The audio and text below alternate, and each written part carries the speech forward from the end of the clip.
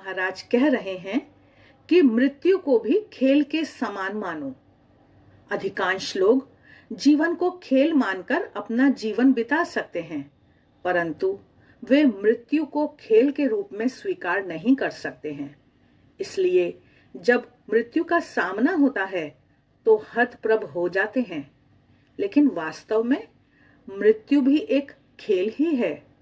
यदि जीवन के खेल को अच्छी तरह से खेलना हो तो मृत्यु के खेल को भी स्वीकार करना चाहिए और खेल के नियमों का ठीक से पालन करना चाहिए। यदि नियमों का उचित पालन किया जाए तभी अच्छी तरह से खेल खेल सकते हैं और उसमें सच्चा आनंद मिलता है। इसलिए सर्वप्रथम उस खेल के नियम को जानना चाहिए। तो महाराज बता रहे हैं कि इस खेल के दो नियम हैं। जीवन और मृत्यु के खेल के दो अटल नियम हैं।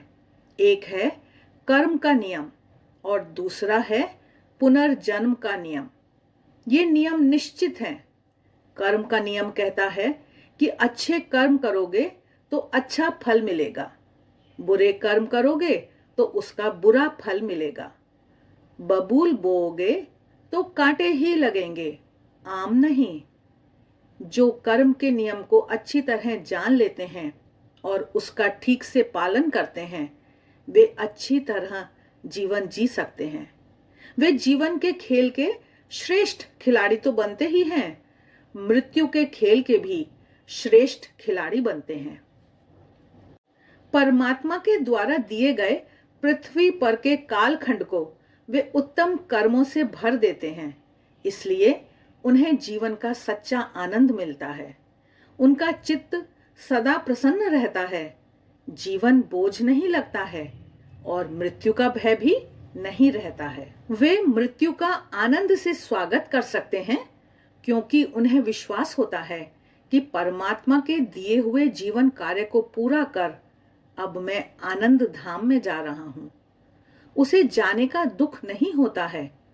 सत्कर्मों द्वारा जीवन को आनंदमय बनाने के लिए कबीर जी ने भी कहा है, जब तू आया जगत में जग हंसे तुम रोए, ऐसी करनी कर चलो तुम हंसो जग रोए।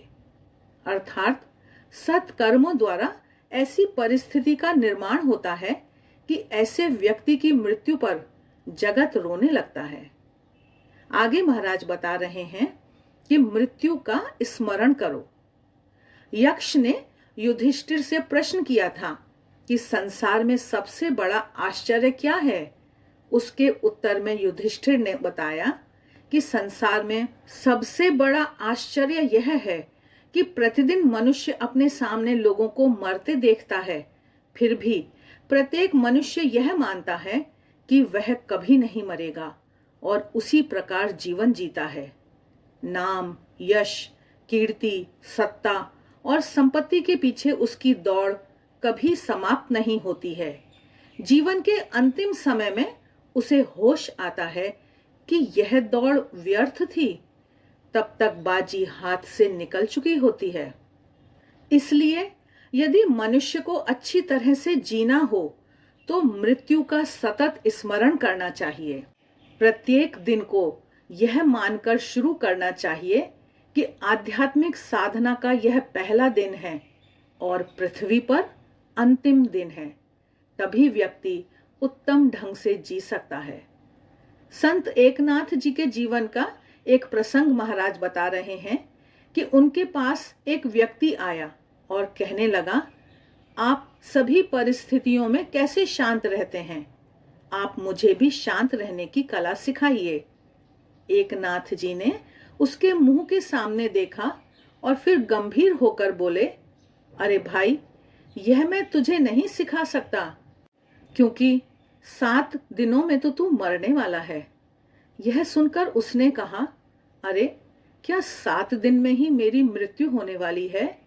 मुझे तो अभी बहुत काम समेटना है। इसके बाद वह चला गया। फिर 7वें दिन एकनाथ जी उसके घर गए तो वह बीमार होकर बिस्तर में सो रहा था। एकनाथ जी ने पूछा, अरे बिस्तर में क्यों सोए हो? मैं कल से बीमार पड़ा हूँ। आज मैं मृत्यु की राह देख रहा हूँ। आज मेरा 7वां अंतिम दिन है। यह उत्तर सुनकर एकनाथ जी ने कहा, किसने कहा? क्यों? आपने ही तो कहा था कि तू 7वें दिन मरने वाला है। हाँ, पर तू बता कि 7 दिन में तूने किस किस के साथ झगड़ा किया? तेरा मन कितनी बार अशांत हुआ? उस व्यक्ति ने उत्तर दिया, अरे मेरे पास इतना समय ही कहाँ था। सिर पर मौत नजर आ रही हो तो मैं किसके साथ झगड़ा करूंगा और किसका बुरा बनूं?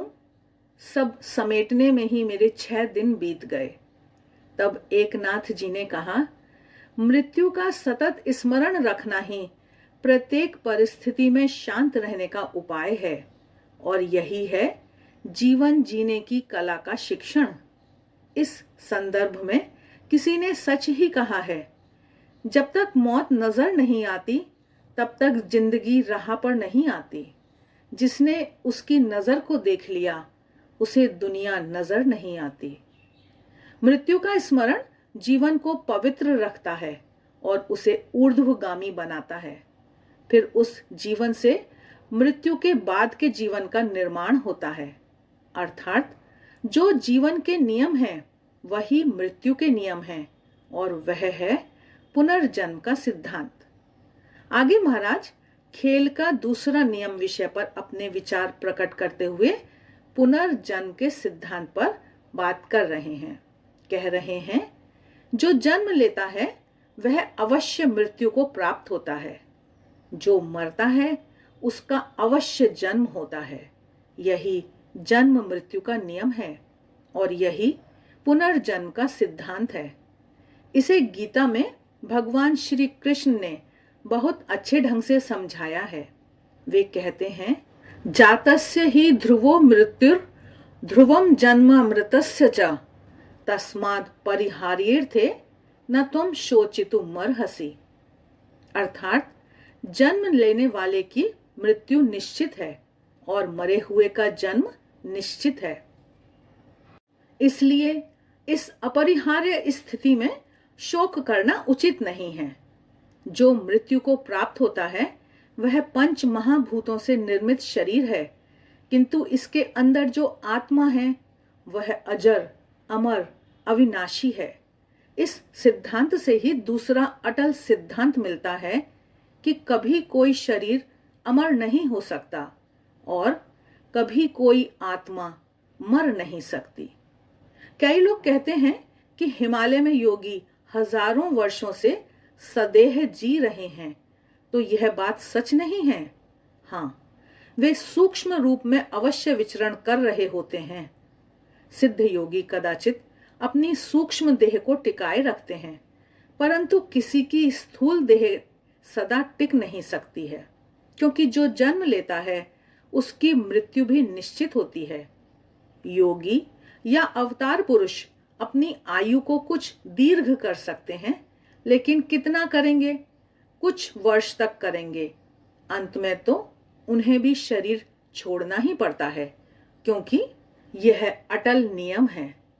प्रसिद्ध पुराण कथा में सावित्री ने अपनी प्रार्थना द्वारा यमराज से सत्यवान को वापस प्राप्त किया था, पर कब तक? अंत में सत्यवान और सावित्री दोनों को शरीर छोड़ना ही पड़ा। सबको इस नियम के अधीन रहना ही पड़ता है। प्रार्थना के द्वारा कोई व्यक्ति छोटी आयु को भी लंबा कर सकता है, पर उसे अमर नहीं बना सकता है। कुछ वर्ष पहले मध्य प्रदेश में एक घटना हुई। एक महिला के पति को मस्तिष्क में गांठ हो गई। उसका ऑपरेशन करना था, जो कि घंटों चलता। डॉक्टर शल्य क्रिया का खतरा नहीं लेना चाहते थे।